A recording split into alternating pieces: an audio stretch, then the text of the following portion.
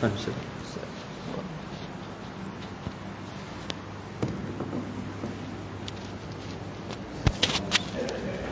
Ustaz, ini saya tinggal ngajar dulu, soalnya hari Sabtu saya ngajar. Siap. Saya mundur. Siap apa? Waalaikumsalam.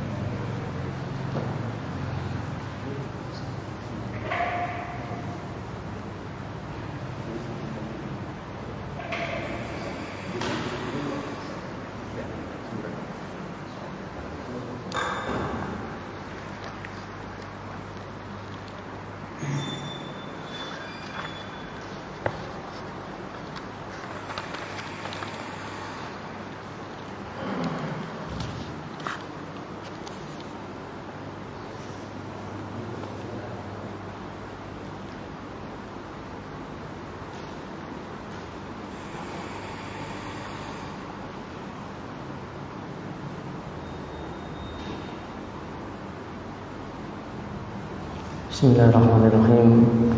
Assalamualaikum warahmatullahi wabarakatuh. Alhamdulillahirabbil alamin. Wa bihi nasta'inu ala umuri dunya waddin. Wassalatu wassalamu ala asrafil anbiya'i wal mursalin wa ala alihi wa ashabihi wa man tabi'ahum bi ihsanin ila yaumiddin. Qala Allah Ta'ala fi kitabihil karim, ya ayyuhalladzina amanu taqullaha haqqa tuqatih wa la tamutunna illa wa antum muslimun. Ma'asyiral muslimin, Bapak Ibu jamaah salat Maghrib yang kami muliakan, alhamdulillah kita mengawali perjumpaan kita dengan memuja dan memuji Allah Subhanahu wa taala atas segala curahan nikmat serta karunia-Nya kepada kita semuanya. Hingga detik ini Allah Subhanahu wa taala masih memberikan kepada kita nikmat iman, Islam, terlebih nikmat kesehatan, bisa beribadah. Ini nikmat yang luar biasa. Kalau kita merenungkan dari nikmat-nikmat tersebut, ternyata nikmat tersebut tidak Allah Subhanahu wa ta'ala berikan kepada seluruh hamba-Nya. Kemudian tidak lupa kita juga bersolawat dan juga mengucapkan salam teruntuk Nabi kita, Nabi Agung, Nabi besar, Nabi Muhammad sallallahu alaihi wasallam. Juga teruntuk keluarga beliau, para sahabat beliau, dan seluruh umatnya yang setia hingga akhir hayatnya. Ma'asyiral muslimin rahimani wa rahimakumullah. Kembali kita bertemu di masjid yang mulia ini. Kami mengucapkan jazakumullahu khairan kepada takmir masjid dan juga jajarannya. Semoga Allah Subhanahu wa taala memberikan keberkahan untuk masjid ini, karena kita mengkaji di antara ilmu yang Allah Subhanahu wa taala berikan untuk hamba-Nya berkaitan dengan ibadah kita, berkaitan dengan kehidupan kita, yang mana itu semua adalah di antara usaha kita untuk menambah pundi-pundi amal kebaikan, mengumpulkan bekal sebelum Allah Subhanahu wa taala memanggil kita. Ma'asyiral muslimin, Bapak Ibu rahimani wa rahimakumullah, untuk hari Sabtu, nah ini insyaallah kita akan mengkaji sebuah kitab yang dikarang oleh Al-Ustaz Abu Ihsan Al-Athari dan juga istri beliau hafizahumullah. Semoga Allah Subhanahu wa taala menjaga mereka berdua. Dengan yang ingin menyimak bisa membeli sekarang, bisa online, bisa di toko buku. Nah, ini judulnya Panduan Sehari Semalam. Masya Allah, insya Allah buku ini sangat bermanfaat sebagai panduan kita untuk menjalani hari-hari kita, sehingga hari-hari kita penuh makna. Bahkan di sini beliau memberikan judul, di bawah judulnya adalah memaknai setiap detik kehidupan dengan beramal soleh. Jadi Bapak Ibu rahimani wa rahimakumullah, nanti kita di sini akan dipandu tentang kiat-kiat, amalan-amalan dan juga ilmu yang berkaitan dengan kehidupan kita dari bangun tidur sampai tidur kembali. Ini kemudian diakhiri dengan sholat malam. Jadi pembahasan yang insya Allah akan memberikan dan juga mengingatkan kita, ternyata kehidupan kita dari bangun tidur sampai tidur lagi sudah Allah Subhanahu wa taala ajarkan melalui nabinya yang mulia, yaitu Nabi kita Muhammad sallallahu alaihi wasallam. Jadi kita mulai, ma'asyiral muslimin rahimani wa rahimakumullah, dari mukadimah dari buku ini. Setelah kita memuji Allah Subhanahu wa taala dan bersolawat kepada nabinya, maka beliau di sini berkata hafizahullah taala, banyak orang yang memandang hidup kita di dunia ini identik dengan menikmati berbagai kesenangan dan kelezatan duniawi saja. Jadi mereka siang dan malam menghabiskan waktu untuk mengejar dan menyelesaikan urusan dunia. Jadi kita alhamdulillah ditakdirkan menjadi seorang muslim, sehingga ternyata kehidupan kita tertata dengan rapi. Ada waktunya kita bekerja, ada waktunya kita istirahat, ada waktunya kita beribadah. Nah, ini sungguh keberuntungan ketika kita telah menata, kalau bahasanya sekarang, memanajemen waktu kita. Ini nikmat yang luar biasa. Nah, dunia yang fana, kata beliau, telah memperdaya orang-orang hingga melupakan kehidupan yang hakiki, yaitu kehidupan akhirat. Namun fenomena ini terbilang wajar karena mereka tidak mengimani adanya kehidupan setelah kematian.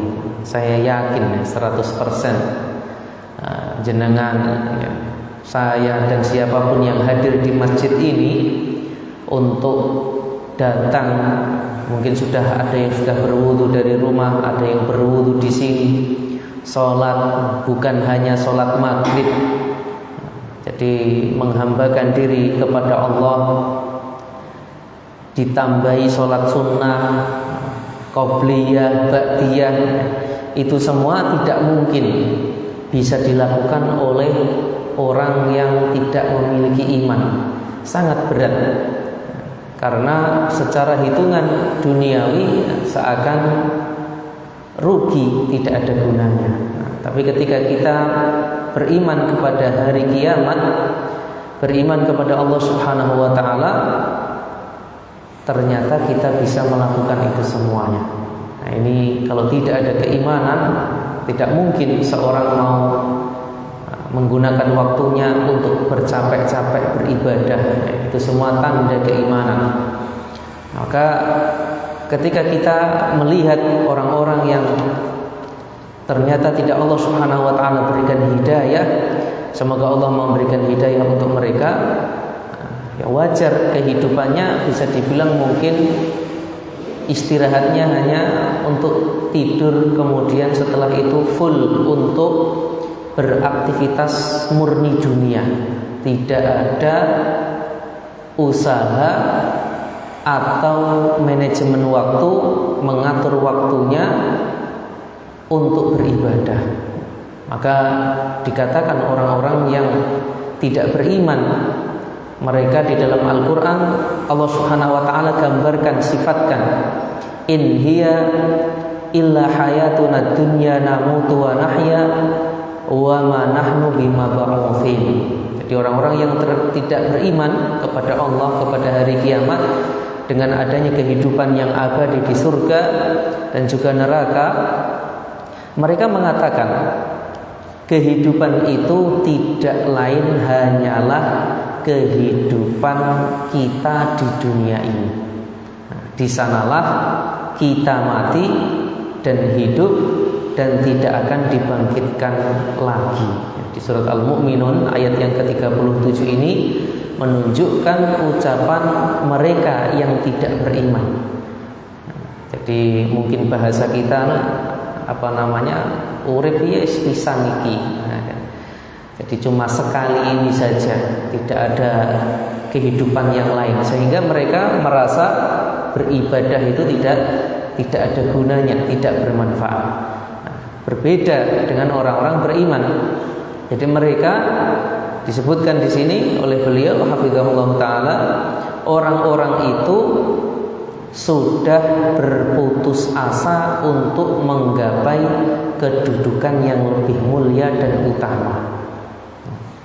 Apa harapan kita? Datang ke masjid, sholat 5 waktu berjamaah, kemudian di antara ibadah-ibadah yang lain, puasa harus bersusah payah, lapar, yang punya harta harus zakat, yang mendapatkan kewajiban zakat, kemudian ada haji, terlebih ada jihad di dalam Islam. Ini semuanya mengorbankan, dan itu tidak akan bisa dilalui oleh orang-orang yang tidak beriman kepada Allah Subhanahu wa taala. Sebab hakikat hidup jelas bertolak belakang dengan apa yang mereka yakini, dan juga berlawanan dengan apa yang mereka duga. Hakikat hidup ini ialah mengabdikan diri dengan beribadah kepada Rabb yang maha hidup, yang tidak akan mati. Itulah tujuan sebenarnya dari diciptakannya jin dan juga manusia. Insya Allah kaum muslimin sepakat. Jadi tujuan kita diciptakan di dunia ini adalah untuk beribadah kepada Allah Subhanahu wa taala. Bahkan bukan hanya manusia, tapi jin. Wa ma khalaqatul jinna wal insa illa liya'budun. Aku tidak menciptakan, kata Allah Subhanahu wa taala, aku tidak menciptakan jin dan juga manusia melainkan agar mereka beribadah kepadaku, kata Allah Subhanahu wa taala.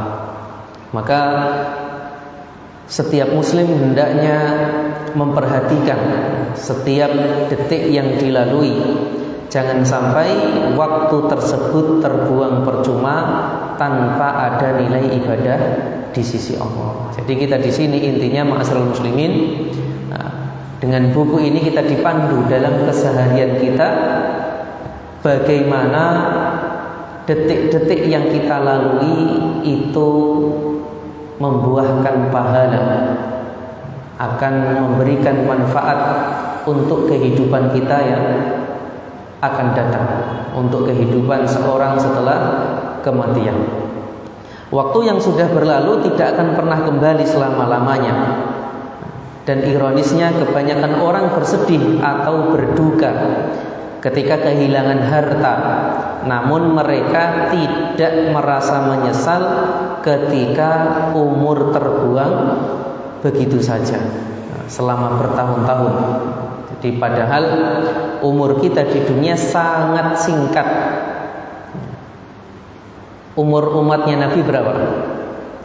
Umur umat Nabi Muhammad SAW sekitar berapa? 60-70. Kata Nabi, a'maru ummati baina sittin ila sab'in. Umur umatku itu antara 60 sampai 70. Kita sudah bisa memperkirakan berapa umur kita sekarang dan berapa jatah yang tersisa.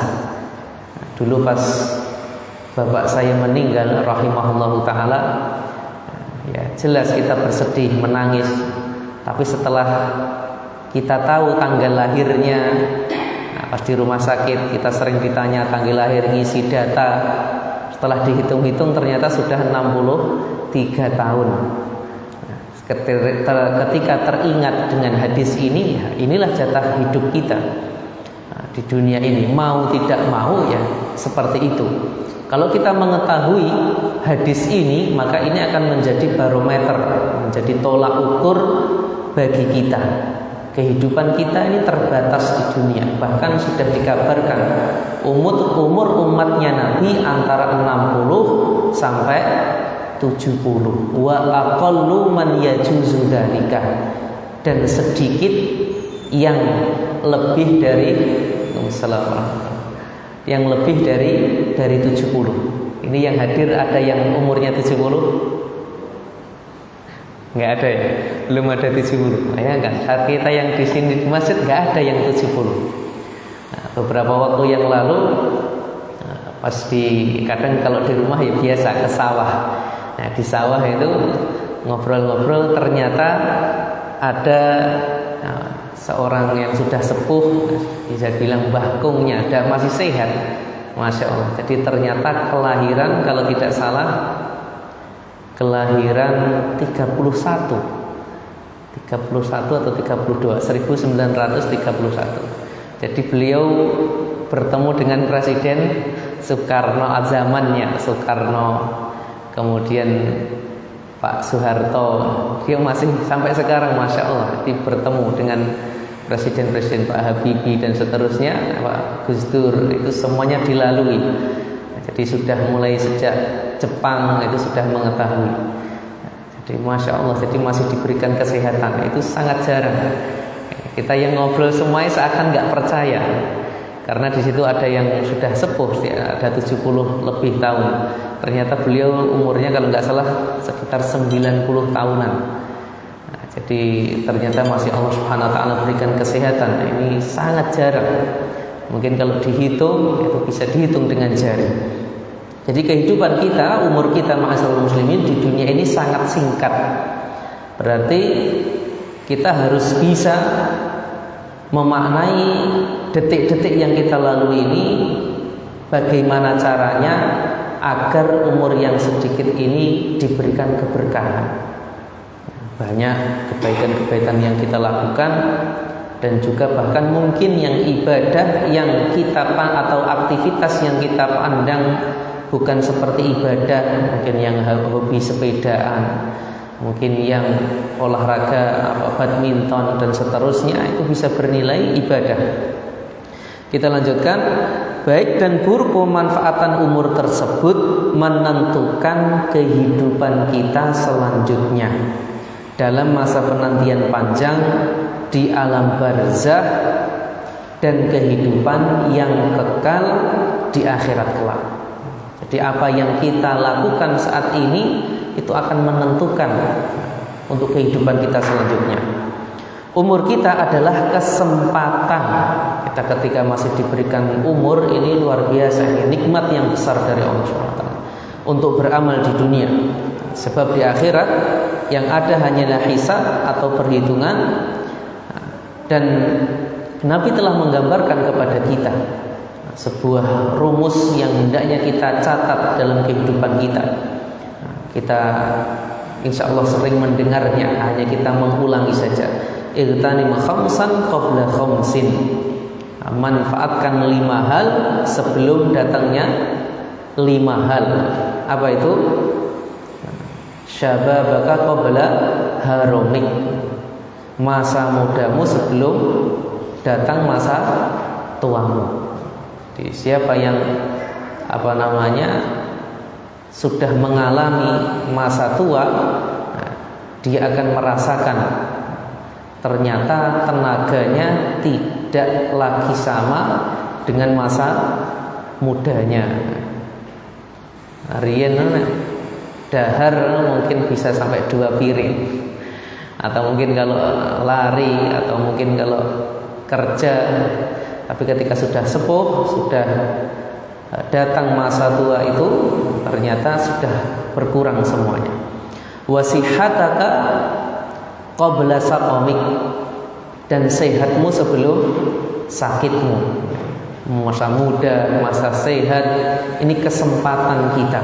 Ini menjadi modal kita untuk berlomba-lomba mengumpulkan bekal, menentukan kehidupan kita nanti di akhirat. Wa ghinaka qabla faqrik, dan masa kayamu sebelum datang kemiskinan atau masa kemiskinan. Jadi ada sebuah penjelasan yang bagus dari seorang ustadz. Beliau menjelaskan kepada kita bahwasanya dunia atau harta kita itu datang dan pergi. Nah, kalau orang petani ya kadang panen, kadang tidak panen. Jadi atau belum panen. Jadi datang dan pergi. Jadi ketika datang kita manfaatkan harta itu. Bagaimana harta itu bisa kita manfaatkan atau bisa kita miliki seutuhnya di akhirat kelak. Bukan hanya untuk kehidupan dunia kita saja. Wa faraghaka qabla syughlik, kemudian masa luangmu sebelum datang masa sibukmu. Masya Allah. Jadi kita diberikan longgar, kemudian bisa beribadah, bisa berada di majelis ilmu. Ini belum tentu banyak orang yang bisa mendapatkan. Tidak semudah yang kita bayangkan mendapatkan nikmat untuk bisa beribadah, bisa mempelajari ilmu, memahami agama kita. Ini ternyata nikmat yang tidak Allah Subhanahu wa taala berikan kepada seluruh kaum muslimin. Dan yang terakhir adalah wa hayataka qabla mautik, hidupmu sebelum matimu. Jadi itu adalah di antara wasiat agung dari Rasulullah SAW. Dimanfaatkan betul, dipergunakan semaksimal mungkin. Masa muda, kemudian sehat, kemudian kekayaan atau ketika memiliki harta, masa lapang ketika longgar, dan juga umur yang Allah Subhanahu wa taala berikan. Ada sebuah kisah di masa Nabi, ada dua sahabat yang masuk Islam. Kemudian dua sahabat tersebut ikut berjihad.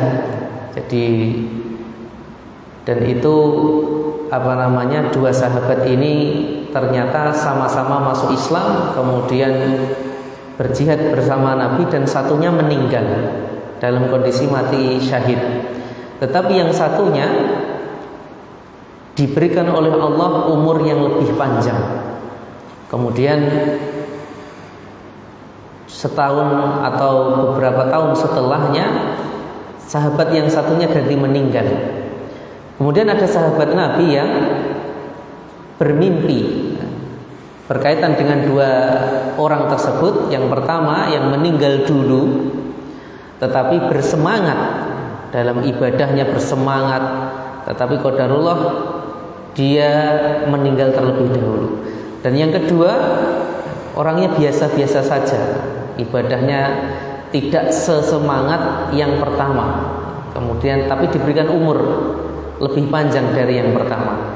Ternyata ketika bermimpi, sahabat Nabi ini yang masuk surga duluan justru yang matinya belakangan. Dan kelihatannya ibadahnya biasa-biasa saja. Kemudian diadukan kepada Nabi berkaitan dengan mimpi itu, agak takjub. Kemudian Nabi bertanya kepada sahabat tadi, kenapa engkau takjub? Karena yang nomor dua kok justru masuk surga lebih dulu? Karena yang pertama mati syahid, yang kedua semangatnya ibadahnya melebihi yang matinya belakangan ini. Apa yang membuatmu heran? Kata Nabi. Karena yang kedua ini dia masih diberikan umur kesempatan selama 1 tahun saja. Berapa sujud, berapa kali sujud yang dia kerjakan. Kemudian dia masih bisa bertemu bulan Ramadan. masih bisa puasa-puasa sunnah, dia mungkin di bulan Ramadan ketemu dengan Lailatul Qadar. Nah, jadi apa yang membuatmu heran, kata Nabi. Jadi insya Allah riwayat tersebut sahih. Nah, jadi sebuah perumpamaan yang menjadikan pelajaran bagi kita, ternyata umur yang kita miliki saat ini itu adalah modal yang sangat besar. Betapa banyak saudara kita, mungkin teman kita dulu, teman sholat bersama di masjid, atau teman main, sekarang sudah tidak ada, sudah dipanggil oleh Allah Subhanahu wa Ta'ala. Kita masih hidup. Nah, ini merupakan modal yang besar dari Allah Subhanahu wa Ta'ala. Sungguh wasiat beliau tersebut sangat komplit kandungannya, mengarahkan setiap muslim menuju jalan yang seharusnya ditempuh, juga berisi penjelasan tentang sebab-sebab meraih keselamatan.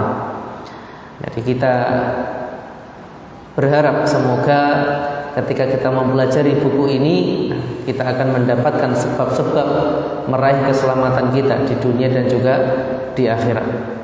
Alangkah butuhnya kita pada sebab-sebab tersebut, karena kalaulah kita tidak mendapatkan petunjuk,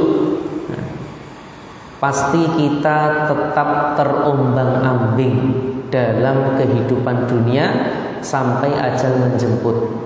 Ini luar biasa ketika Allah Subhanahu wa Ta'ala memberikan kesempatan kepada kita untuk mengisi umur yang Allah berikan untuk beribadah kepadanya. Hidup hanyalah kumpulan hari-hari, maka betapa meruginya apabila kita terus dibuai angan-angan duniawi sehingga lupa memperbaiki amal-amal akhirat kita. Kemudian di sini beliau akan menjelaskan kepada kita tentang bagaimana cara memperbaiki diri kita. Setelah kita mengetahui bahwasanya kehidupan kita tujuannya adalah untuk beribadah kepada Allah, kita bisa diberikan kesempatan berupa umur untuk menambah pundi-pundi bekal kita meninggalkan dunia yang fana ini. Gimana cara memperbaiki diri, kata beliau? Mari segera menuju Allah, mendekatkan diri kepadanya dalam surga Darussalam tanpa ada kesusahan, keletihan dan beban berat, melalui jalan pintas yang paling mudah. Sadarilah kalian berada di antara dua masa, itulah umurmu, yaitu waktu yang saat ini kita berada di dalamnya, antara masa lalu kita dan juga masa depan kita. Masa lalumu perbaikilah dengan bertaubat, menyesal dan memohon ampun. Dan ini tidak mudah, tidak sulit bagi kita, karena kita masa lalu kita bertaubat, kita tidak mengulangi lagi, kita banyak istighfar, taubat nasuha, ini selesai. Justru yang berat itu adalah masa depan kita, yang kita harus berusaha untuk memperbaiki daripada masa lalu kita.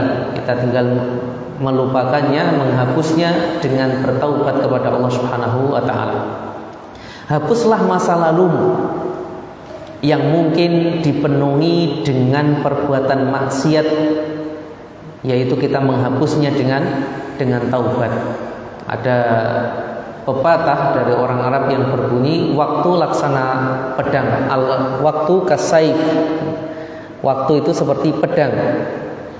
Jika kamu tidak menebasnya, maka kamulah yang terkena tebasannya. Dengan kata lain, jika kita tidak memanfaatkan waktu sebaik-baiknya, maka kitalah yang akan menjadi korban waktu tersebut. Tetapi pepatah ini tidak 100% benar. Bisa jadi mungkin kita punya kesalahan di masa lalu. Allah Subhanahu wa Ta'ala mengecualikan mereka yang bertaubat.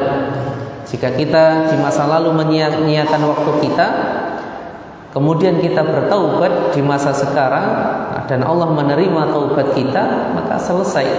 Nah, jadi kata Rasulullah SAW, at-taibu minadz-dzanbi kama la dzanba lahu.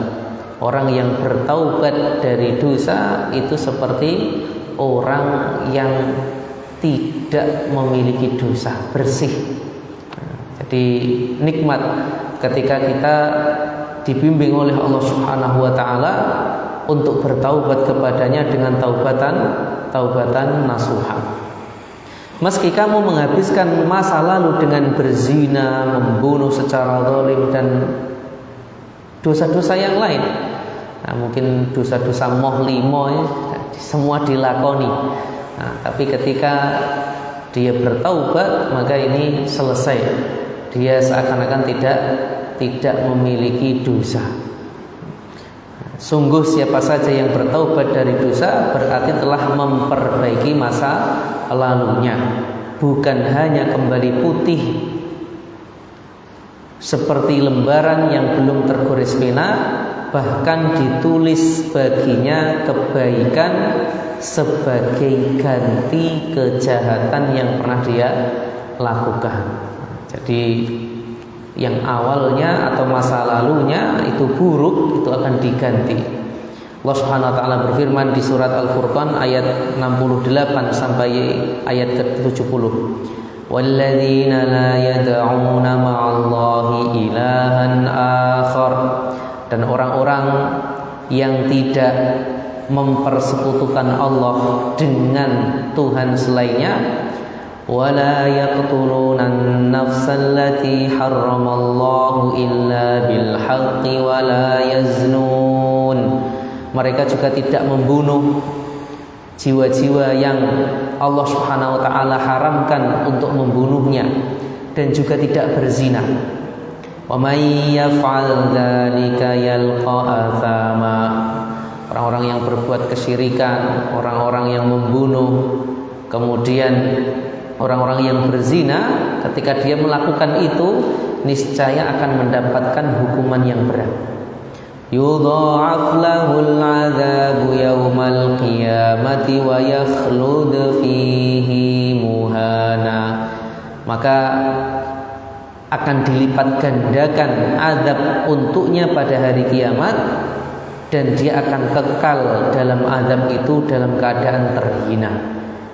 Ternyata ayat setelahnya, illa ma taba wa amana wa amila amalan shalihan fa ulaika yubaddilullahu sayyiatihim hasanat.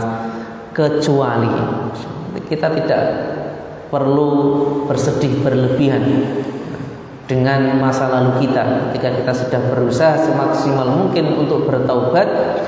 Kata Allah Subhanahu wa taala, kecuali orang-orang yang bertaubat dan beriman dan mengerjakan kebajikan, maka kejahatan mereka diganti Allah dengan kebaikan. Masya Allah. Jadi mereka yang masa lalunya itu dipenuhi dengan dosa dan kemaksiatan, ketika dia bertaubat akan diganti menjadi kebaikan. Wa kana Allahu ghafurur rahima. Allah Maha Pengampun lagi Maha Penyayang. Semoga Allah Subhanahu wa taala menjadikan kita termasuk hamba-hamba yang diterima taubat kita. Allahumma amin. Kemudian beliau melanjutkan, Ibnul Qayyim melanjutkan, lantas hendaknya kamu menahan diri dari perbuatan dosa. Jadi kalau kita sudah bertaubat masa lalu kita, ya sekarang berarti kita tinggal menahan. Dan nahan itu gampang daripada harus melakukan sesuatu. Kalau kita cuma ngempet itu kan lebih mudah bisa dibilang, daripada harus bangun, wudhu, sholat malam. Nah, ini perlu usaha ekstra. Tapi kalau cuma diam tok, nah ini kan lebih mudah. Jadi menahan diri, sehingga itu akan lebih mudah daripada kita beribadah. Jadi kita menahan diri dari dosa-dosa yang telah kita lakukan. Istighfar, kata beliau, intinya meninggalkan perbuatan dosa yang lalu, sementara taubat intinya tidak meneruskan keburukan itu di kemudian hari. Allah Azza wa Jalla menggabungkan dua perkara ini di dalam firman-Nya, walladzina idza fa'alu fahishatan aw dzalamu anfusahum dzakarullah fastaghfaru lidzunubihim wa may yaghfiru dzunuba illallah wa lam yusirru ala ma fa'alu wa hum ya'lamun. Dan juga orang-orang yang apabila mengerjakan perbuatan keji atau mendolimi diri sendiri, mereka segera mengingat Allah lalu memohon ampunan atas dosa-dosanya. Dan siapa lagi yang dapat mengampuni dosa-dosa selain Allah Subhanahu wa ta'ala. Dan mereka tidak meneruskan perbuatan dosa itu sedang mereka mengetahui. Jadi ketika kita sudah bertaubat, berhenti, selesai. Kita tidak meneruskan dosa-dosa tersebut. Kemudian ma'asyiral muslimin rahimani wa rahimakumullah, di antara yang beliau sampaikan dari mukadimah dari buku ini,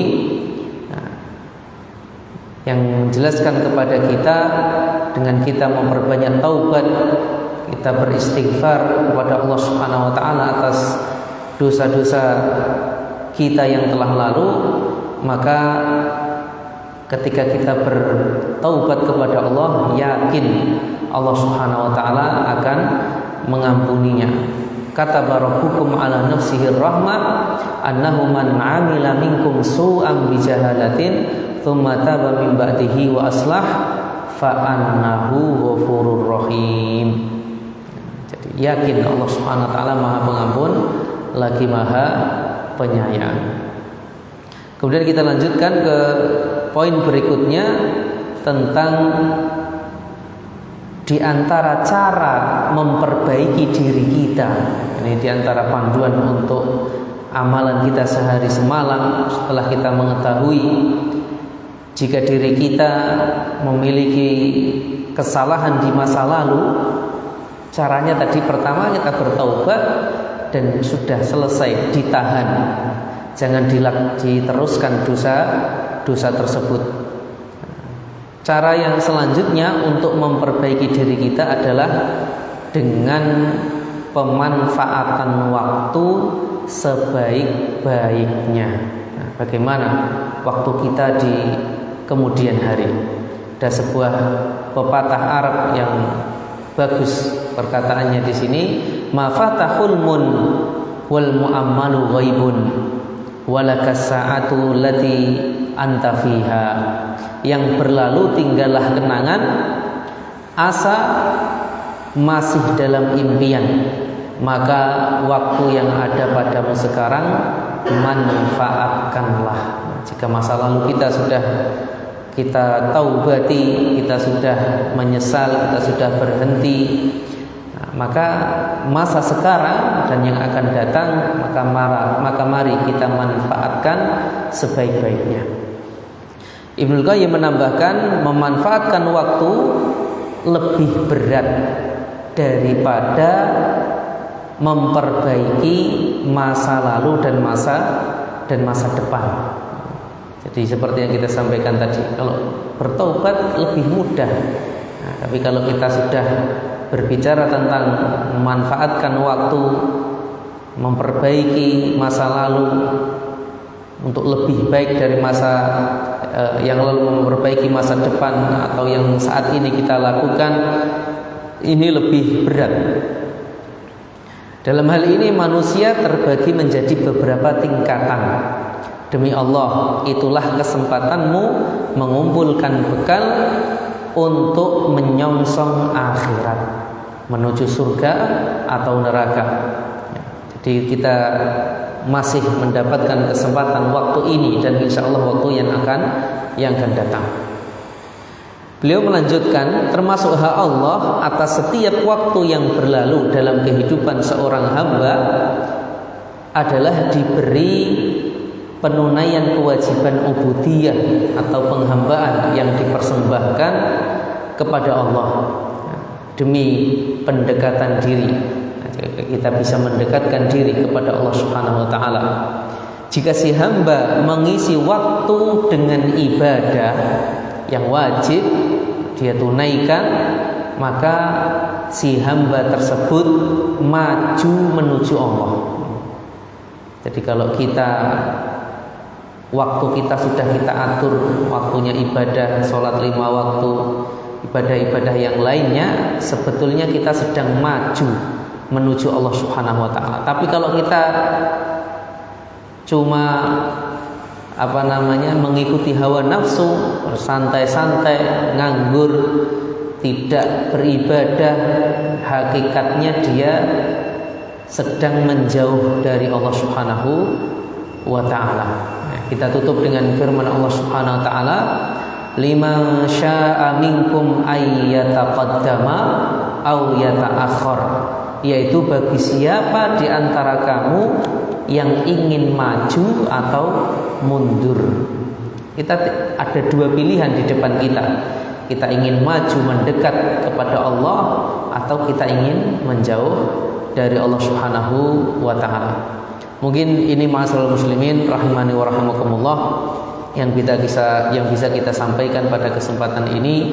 Semoga pembahasan kita ini akan memberikan manfaat bagi diri kita dan juga menjadi amal yang soleh bagi penulisnya, dan semoga Allah Subhanahu wa taala memberikan kekuatan kepada kita untuk bisa beribadah, untuk bisa mengamalkan ilmu yang telah kita dapatkan, dan semoga Allah Subhanahu wa taala mengampuni dosa-dosa kita di masa lalu. Allahumma amin.